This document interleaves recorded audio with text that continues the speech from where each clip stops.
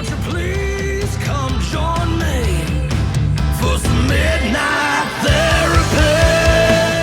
therapy? Ladies and gentlemen, welcome back to Midnight Therapy. I am your host, the one and only Cat Matthews.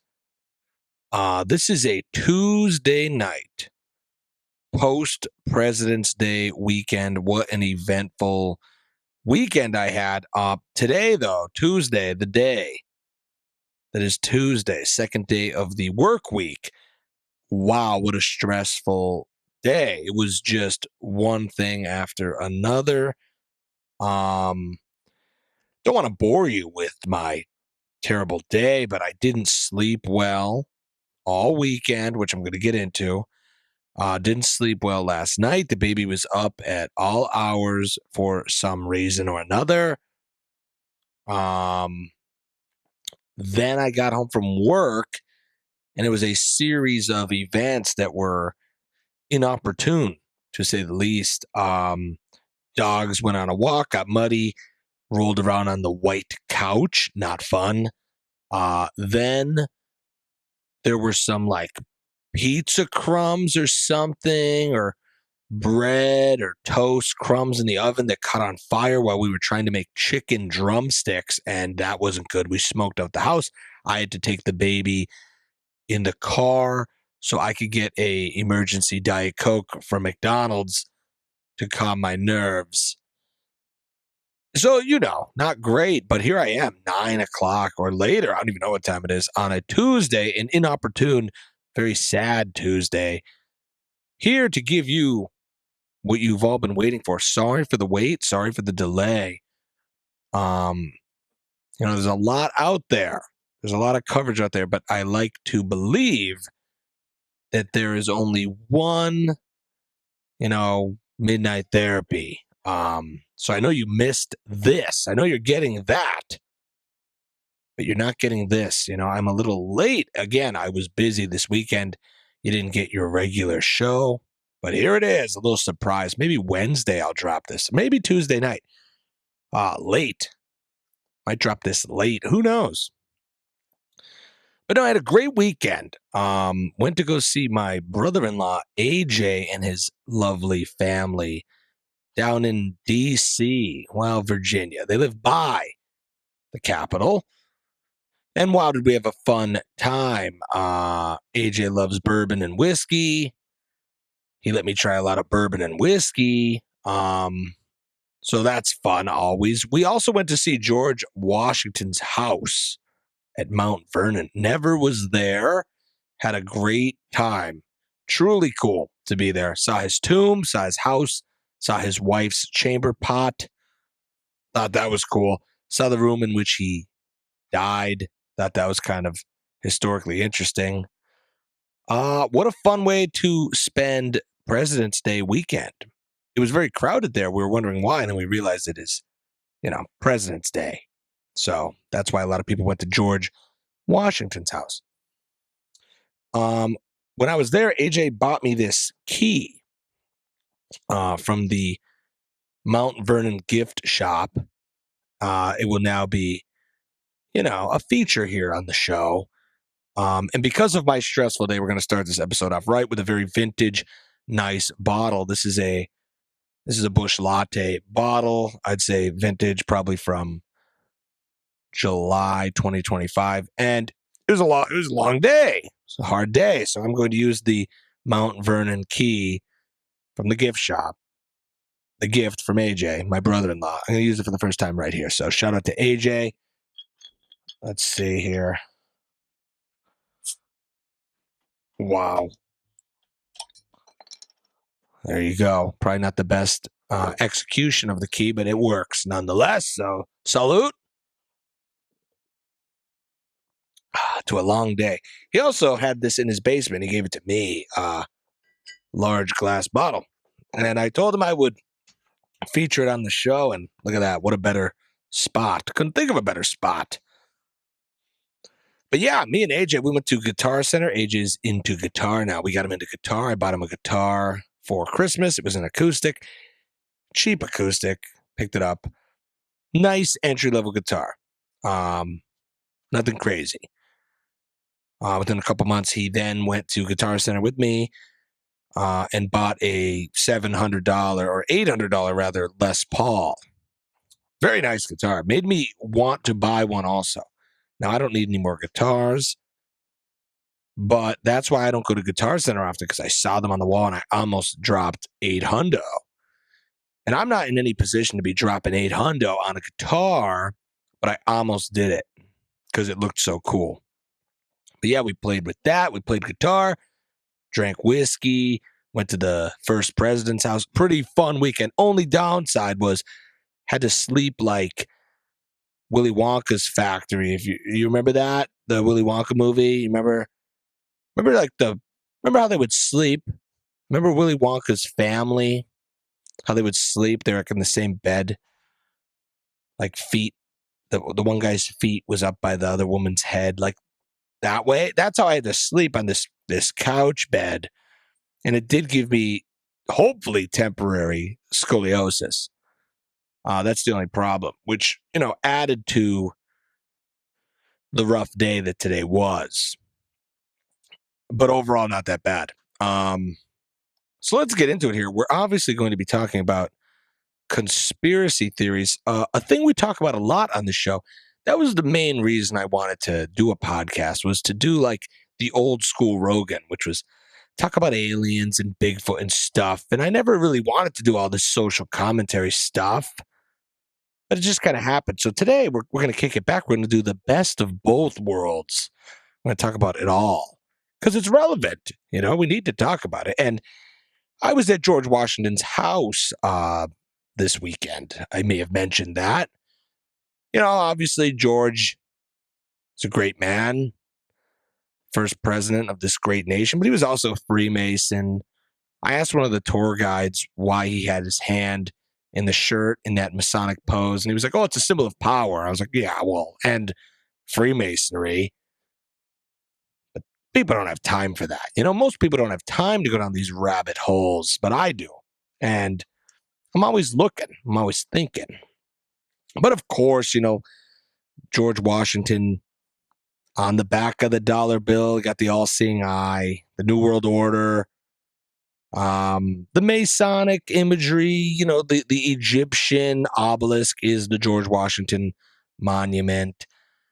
The layout of Washington, D.C., this. D.C., London, the Vatican, they form a pyramid, triangle. They're all their own entity. They're all their own country. They control different sections of life as we know it: finance, spirituality, military. We talk about this all the time. But that's what's going through my head when I'm in the Capitol. Also thinking about the bourbon and the guitar, but also at the same time thinking about all this conspiracy stuff. Land of the free, home of the brave, Statue of Liberty, right? It's really Lucifer, some would say. Some would say the Statue of Liberty is Lucifer. A lot of reason to believe that. I went over that in another episode a while back. The list goes on, okay? But these are all what you would call conspiracy theories. Now, that term, is usually negative when you hear conspiracy theory. And the reason being is that term got completely discredited and weaponized by the CIA in 1967. Now, if you don't believe me, look into that. But that's where this whole like tinfoil hat, flat earther, painting in a negative light comes from. Like a lot of the Hollywood elite mock these conspiracy theories, and they kind of lump anyone that thinks in a conspiratorial kind of way as like a loon, as like a nut job, as a dummy, as a moron.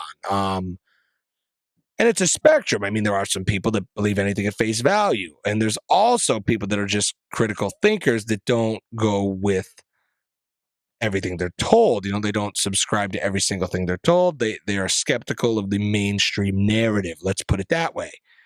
And I think critical thinking is very important. I think it was always celebrated. And if you didn't celebrate it, you were kind of made the villain, when people burnt people at the stake, for solving a math equation, we always looked at that as a travesty. But now, if you think differently about anything that goes against the mainstream norm. You're just a big dummy. Until recently. Because these conspiracy theorists are kind of vindicated now. Do you feel that? Because of recent events? I don't know.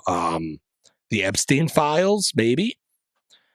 These conspiracy theory people are kind of, vindicated. They're kind of having their day in the sun, if you will. I mean, if you're anything like me that was talking about this stuff 10, 15 years ago, when people looked at you like you were insane, if you ever said anything, oh, hey, 9/11 might have been a little fishy, they're like, what? You got to understand, I went to college during Trump won. 2016 was my freshman year. And you couldn't say anything. These, for the most part, pseudo-intellectual professors that never left academia would not even humor the idea of anything like that if you brought it up. They would laugh you out of class. And if you were a guy and you wanted to party and hang out with girls and possibly get laid, you were just going to conform to whatever they said, because you don't want to make any waves. College used to be a place for free thought and enlightenment and all that, but it's not anymore, or at least not what it was. You'd probably get further saying, I'm a male feminist myself. Do you want to go to goat yoga later? That might get you further than saying maybe something was up with Tower 7. Anywho, notice how quick the narrative changes, and this is what I want to get into. No one's talking about Minnesota or ICE agents anymore, but remember a few episodes, that's all that was being talked about. Thank God we had Bad Bunny to conveniently distract everybody for a bit, like a cat to a laser pointer. Like everyone's like, oh, Bad Bunny, I don't like that. I do like that. If you don't like that, you're racist. He's the #1 artist in the world. See, like that is what they do. They pull somebody out of left field like Bad Bunny, who most of the population has never heard of, and they put someone like that at the Super Bowl because they want a new audience to come watch the Super Bowl, because everybody watching the Super Bowl, they're already going to watch. We don't need to appease them or make them feel like they got a good value for spending $30,000 on their ticket to the game. We don't want to do that. We want to get new people to watch and care about sport ball. Get it? And, the American public as a whole they're going to watch regardless. So you don't need to appease them with like a Nickelback or Metallica. So do I get why they did the Bad Bunny? Yeah. And also you have, again, repeat crash course recap review of all my conspiratorial stuff that I keep mentioning. If you want to deep dive into this further, of course you have to do your own research. I am not a peer-reviewed scholar. I'm also not a journalist, but I dip a toe a lot on this show. You know how it is. This is just midnight therapy. I'm just a cowboy in the basement. What do I know? But Jay-Z owns Rock Nation. He's been booking and in charge of the Super Bowl halftime show for quite a while now. And, he's in large part responsible for the Bad Bunny choice. Do with that information what you will. Jay-Z and his wife, whatever, Beyonce, pretty big with the Freemason Luciferian symbology. If you know any of that, if you ever went down that rabbit hole. So everything starts to make sense, and they can normalize anything if they want. The elites have so much control, and we are so easily controllable that next year there could be a guy speaking French named Silly Swan. And that's actually a pretty good name. And he would rap, or maybe do polka rap in French, and they would say this guy's the #1 artist in the world, and everyone would go, well, it's pretty good. What do you don't have an open mind? Yeah, right. Just for the record, like I said, regardless of what you thought, the whole program was in English. Like the commercials were in English, The advertisements were in English. The writing, the text was in English. The announcers were in English. The coaches and the players spoke in English. And then the performance was in Spanish. So that is, don't muddy it up with other details. That in and of itself turned a lot of people off, just because, not because they didn't like it, because they couldn't understand the words. That's it. So the fact that they made a big deal out of the Bad Bunny thing was just a convenient distraction. You know what I'm saying? Also, Turning Point did the alternative halftime show. That sucked too. What are you gonna do? I don't know what to say. Erica Kirk, I don't know. Don't really trust her. Good reason to not trust her. Now, that doesn't mean I trust Candace Owens. She's also a grifter. But Erica Kirk might be like a foreign country intelligence asset that was a handler of Charlie Kirk and may or may not be responsible for his demise. I don't know. What do I know? Just a cowboy in the basement. But for them to then so quickly put on an alternative halftime show, I don't know. Should we all just eat that up like it's great? I don't know. It seems odd to me, but everything seems odd to me. Conspiracy theory. That is the theme of this episode. Everything is a lie. People just get better at lying. You know what I'm saying? History is written by the winners. And the big thing people say about conspiracy theories is, do you know how many people would have to be involved? You know how many people would have to be in on that? No, not really. Not really that many. Not too many people would have to be in on it, because you only have to get influential people in on it, and rich people and powerful people that are interested in maintaining and preserving their situation, which is their power and their money. And most people are. I mean, I'm not rich and powerful, and I'm very interested in maintaining my situation, whatever it may be. So if you leverage that over somebody and risk that, they're going to comply with whatever you want, and they're going to keep a secret, because people are very selfish and they do want to maintain their situation at all costs. So no, it wouldn't be like, you know how many people would have to be, not that many people would have to be in on it, and not too many people would be talking out or speaking up about it. So get that out of your head, that it's so complicated to keep a secret. It's not. It is not. 10 years ago, for the record, you couldn't talk about any of this. I mean this. You couldn't talk about any of this. Like Pizzagate, no way. That got wiped off the internet. Like I said last episode, you couldn't even bring it up. You'd lose your account. You get a flag on your account at least. They're talking about pizza stuff in the Epstein files. How weird. Look at that. 10 years later, whatever, 15 years later. Very weird. Also QAnon. Like, you couldn't say that. You could not say QAnon. And if you didn't know, QAnon was like this theory that there was this Q clearance intelligence organization leaking these like Q drops. And the whole thing was that there was a satanic pedophile ring running the world through the deep state, and that Donald Trump was going to defeat them and expose them. Now, how weird does that sound now? Like, back then, you're like, yeah, okay, what are you, nuts? But now you're like, wait, I don't know. That's a little too specific. Considering the new details that are coming out of these recent events, with these Epstein files. I don't know. But I know if you talked about Pizzagate or QAnon, you were nuts. Now, just for the record, I'm gonna get into this for you.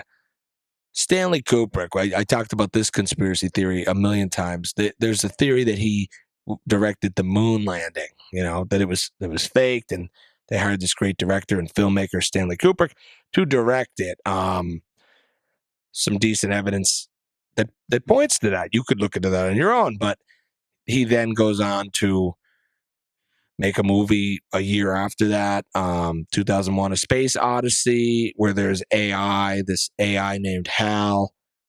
Look that up. Let me know what you think about that. Same guy, Stanley Kubrick, directed the movie Eyes Wide Shut, where there's these elites in masks doing these satanic rituals. Very similar to the Epstein situation. Little odd, huh? Also, Squid Game. Just so you know, it's not just a little fake movie. Squid Game also had elites wearing masks, watching the suffering and torture of others. And that was all the way in Korea. So maybe this is a theme. And I don't know if you remember Squid Game, but it took place on an island, on a secret island, where the elite were wearing masks and watching torture and death, and maybe even performing sexual acts. Do you remember this? It's a big show, Squid Game. Now, the reason I bring up Kubrick and his movies and also Squid Game is the things I talk about quite often on this show are planned programming, revelation of the method, ideological subversion. All of this has been going on for quite a while, whether you were aware of it or not. It's where they get you used to something.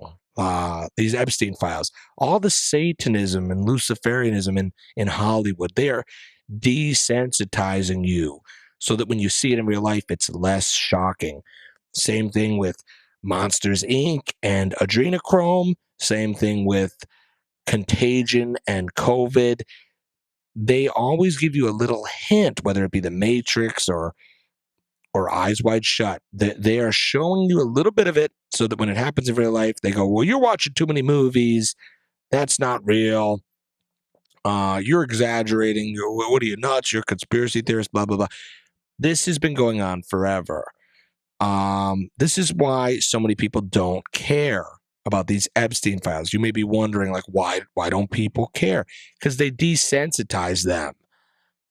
These are blatant examples of proof. Like, this is evil, deep-rooted, interconnected, every walk of life people that are performing evil acts in an organized fashion, and no one seems to care. People care, but only enough to, like, put up a Facebook status or talk about it in passing at the office. And when you're getting a coffee, you go, how about those files? Those were nuts. But not enough to really be outraged. I mean, ICE was doing their job in Minnesota. Some would say too forceful or a little too aggressively, but people went nuts over that. They were active. They were mobilized. They made signs. They went on the street. They outraged over that. But there's a satanic pedophile ring running the world and all the elites and all our governments and all our people in power and influence, but no one gets off the couch for that. See, it's confusing, but it's also not if you know what's going on. If you're seeing something and there's a reaction to something, it's because that's planned, that's intentional, and it always is that way. And if there isn't a reaction to something, that is also planned. This is a chess game that these elites play. And if you're seeing it, it's because they want you to see it. Now, with that being said, there are so many people involved in this that I don't really know what to make of it. I mean, I know Pam Bondi is in over her head. I don't think she ever thought this was what the job was going to entail. I'd like to know, who are they protecting with these redactions? I need to know that. And the mind goes to a clear answer that it is probably Donald Trump that is being protected with these redactions. Now, if that's true, I'm going to say this right here. If Donald Trump is guilty, it's all over. I know they're painting it that way. Some people they're sure it's Trump. That's the main guy, Epstein's best friend.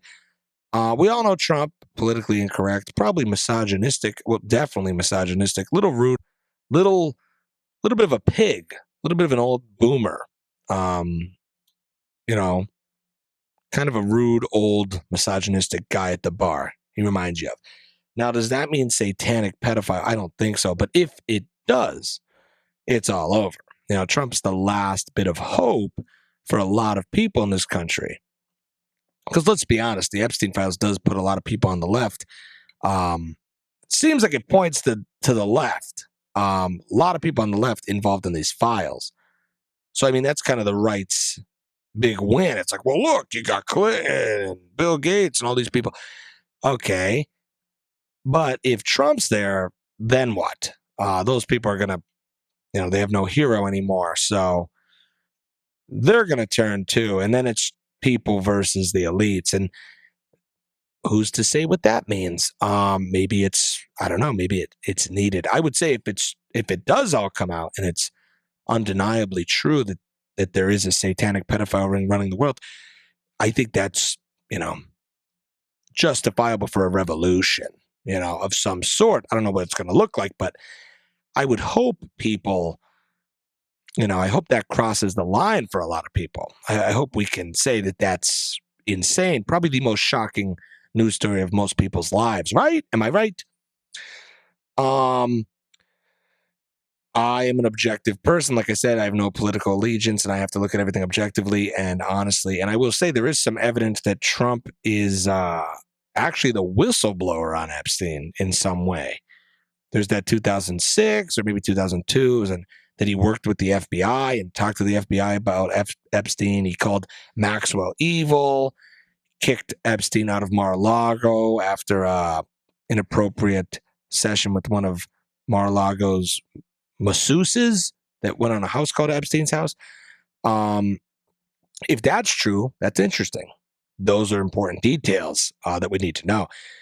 Here's why I don't know if that's true and why it's probably, not super important. If that were true, don't you think Trump would be running with that?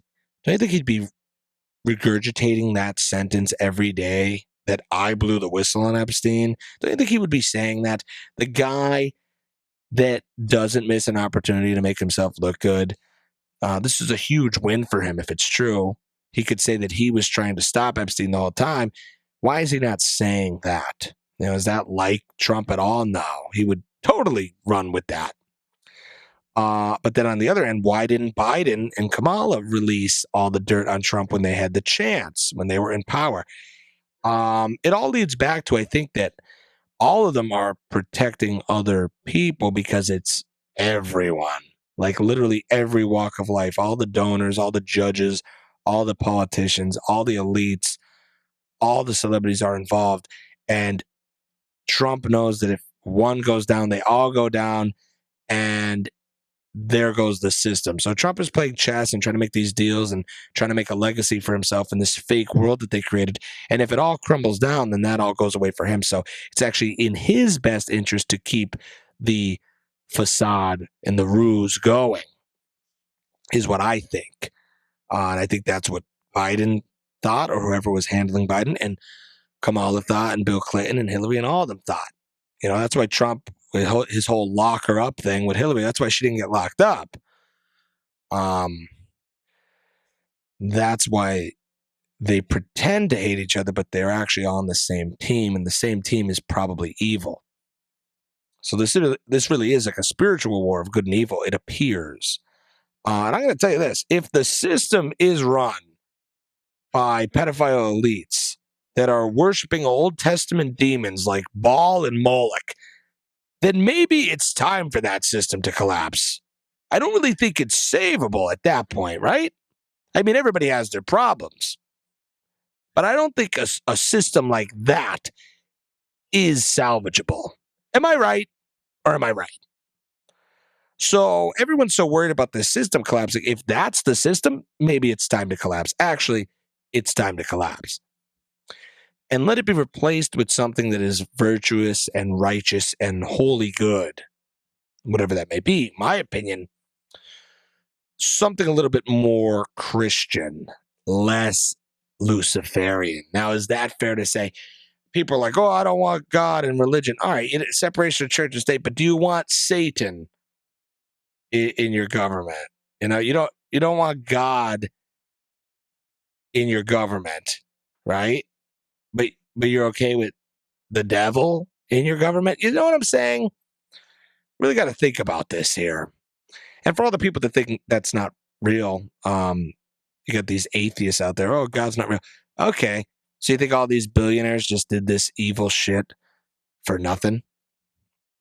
Or do you think they really believed in it? Ask yourself that. A crazy guy on the side of the road talking about something, or even me in the basement talking about something, sure, you can write me off, but these were the most influential and powerful people in the world on a secret island. Ask yourself that when you have everything and you're still doing that shit. It's easy to write off when somebody has nothing and they're doing crazy stuff. But when somebody has everything and they're doing that stuff, maybe you need to think about it a little bit more. And this is truly evil stuff. And I don't want to even get into it. It makes me feel very uneasy to get into it with the babies and the adrenochrome and the rituals and the torture and all the stuff in those emails that I know you've seen.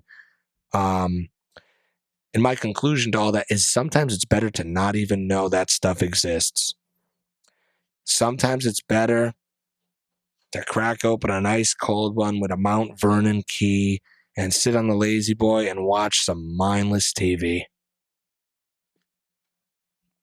Because there is a burden to knowing, ladies and gentlemen. Ignorance is bliss, and we all make decisions in life that will echo in eternity. And we all get what we deserve. To some people, that's a scary statement. To others, it's comforting to know that you're going to get what you deserve. If you deserve good things in life, just keep waiting on your payout. If you deserve bad things, you're just waiting for it to get you. And that's a lot of these people. Rather have a clear conscience than all the money in the world. You can't put a price on a peace of mind. And I'm sticking with the virtues of Jesus Christ. That's why I am a Christian, and that's why I will spread that message to as many people as I could, because the alternative is what you're seeing with all this Epstein shit. And of course, it's a spectrum. But remember, without an idea of God, without an idea of humility, without an idea of empathy, without a moral compass, without a soul, the human beast is capable of unspeakable evil. And if you don't see that, you need to open your eyes. Because all the distractions they give you, and all the fucking comforts, and the DoorDash, and the shows, and the Jersey Shore, and the Amazon, and the TikTok shop, and all that is a distraction away from what they're really doing. But you just move the veil a little, you got to peek at what the elites are up to.